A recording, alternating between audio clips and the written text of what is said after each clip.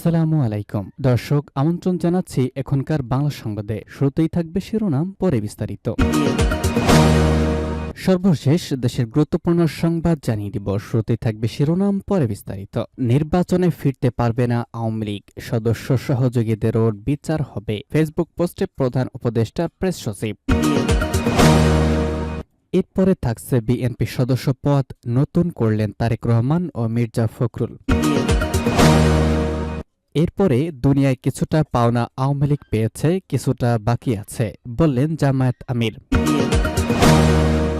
আরও জানিয়ে দিব, যশোরে আওয়ামী লীগ নেতার 4 বছরের কারাদণ্ড, সম্পদ বাজেয়াপ্তের আদেশ। অন্যদিকে আসিফ নজরুলের আশ্বাসে মালয়েশিয়া যেতে ইচ্ছুকদের আন্দোলন স্থগিত। এবং সর্বশেষ জানিয়ে দিব, সমালোচনার মুখে ঔষধ, ইন্টারনেট সহ 4 ক্ষেত্রে বাড়তি ভ্যাট প্রত্যাহার, মুঠোফোনে কথা বলা, রেস্তোরাঁ, পোশাকে ভ্যাট কমানোর আদেশ জারি। ভিউয়ার্স, এতক্ষণে শুনছিলেন গুরুত্বপূর্ণ সংবাদ শিরোনাম, এবারে বিস্তারিত। নির্বাচনে ফিরতে পারবে না আওয়ামী লীগ, সদস্য সহযোগীদেরও বিচার হবে, ফেসবুক পোস্টে প্রধান উপদেষ্টার প্রেস সচিব। আগামী নির্বাচনে আওয়ামী লীগ অংশগ্রহণ করার গুঞ্জন থাকলেও দলটি ফিরতে পারবে না বলে জানিয়েছেন অন্তর্বর্তী সরকারের প্রধান উপদেষ্টা প্রেস সচিব শফিকুল আলম। আজ তার নিজস্ব ফেসবুক প্রোফাইল এক পোস্টে এই বার্তা দেন তিনি। ফেসবুক পোস্টে প্রেস সচিব উল্লেখ করেন, গণহত্যা সমর্থনকারী আওয়ামী লীগের সমর্থকরা ভ্রান্তিতে আছেন যে দেশ নির্বাচনের দিকে ফিরে গেলে তারা রাজনৈতিক প্রক্রিয়ায় ফিরতে পারবেন, কিন্তু মানবতা বিরোধী অপরাধের দায় অস্বীকার করলে, নাও করলে এবং কোনো গুমের সঙ্গে জড়িত ব্যক্তিদের নির্মূল না করা পর্যন্ত এটি সম্ভব না। পাশাপাশি 2009 থেকে 2024 সালের মধ্যে সংগঠিত হত্যাকাণ্ড এবং মানবাধিকার লঙ্ঘনের সঙ্গে জড়িত আওয়ামী লীগের সদস্য এবং এর সহযোগীদেরও বিচার হবে। সাম্প্রতিক মাসগুলোতে বিভিন্ন বিদেশি কূটনীতিক এবং কর্মকর্তাদের সঙ্গে সাক্ষাৎ হয়েছে জানিয়ে তিনি আরও লিখেছেন, তারা খুব কমই সমঝোতার বিষয়ে আহ্বান জানিয়েছেন।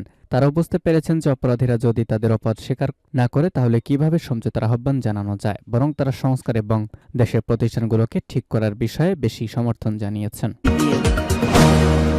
বিএনপি সদস্য পদ নতুন করলেন তারেক রহমান ও মির্জা ফখরুল। বিএনপি সদস্য পদ নবায়ন কর্মসূচি উদ্বোধন করেছেন দলের ভারপ্রাপ্ত চেয়ারম্যান তারেক রহমান ও মহাসচিব মির্জা ফখরুল ইসলাম আলমগীর। সোমবার বিএনপি চেয়ারপারসনের কার্যালয়ে বিএনপি সদস্য নবায়ন কর্মসূচির উদ্বোধন করা হয়। এ সময় লন্ডন থেকে ভার্চুয়ালি যুক্ত হয়ে নিজের সদস্যপদ নবায়ন করেন তারেক রহমান। এরপর বিএনপি মহাসচিব মির্জা ফখরুল সহ স্থায়ী কমিটির সদস্য সালাউদ্দিন আহমেদ, নজরুল ইসলাম খান ও সিনিয়র যুগ্ম মহাসচিব রুহুল কবির রিজভী সদস্যপদ নবায়ন করেন।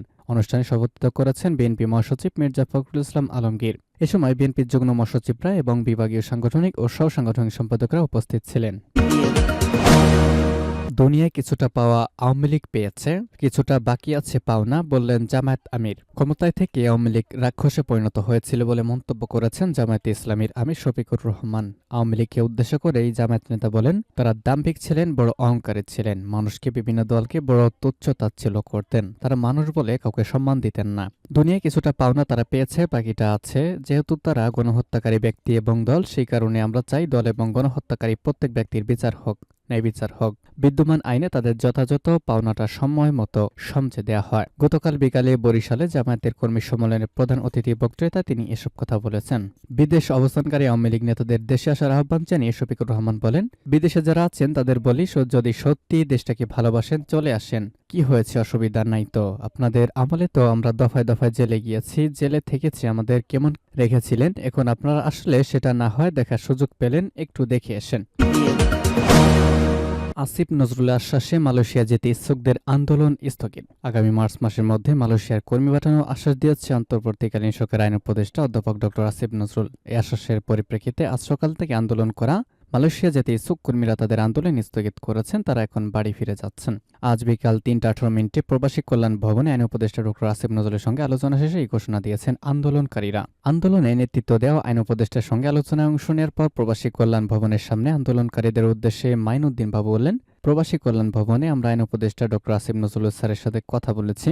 তিনি আমাদেরকে বলেছেন, যাদের ম্যান পাওয়ার ও ভিসা আছে তাদেরকে পর্যায়ক্রমে আগামী মার্চের শেষের দিকে মালয়েশিয়া পাঠানো হবে। স্যারা আরও বলেছেন, যাদের ই ভিসা কিংবা ম্যান পাওয়ার হয়নি তাদেরকে এজেন্সি থেকে টাকা এবং পাসপোর্ট নিয়ে নেওয়ার জন্য বলেছেন।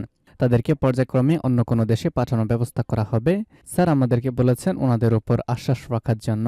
তিনি আরও বলেছেন, আমরা যদি মালয়েশিয়া নাও যেতে পারি তাহলে অন্য কোনো দেশে প্রবাসী পাঠানো হবে বলে সবার আগে আমাদেরকে পাঠাবেন।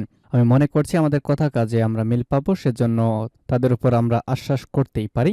এ কারণে আন্দোলন স্থগিত করে আমরা ঘরে ফিরে যাচ্ছি।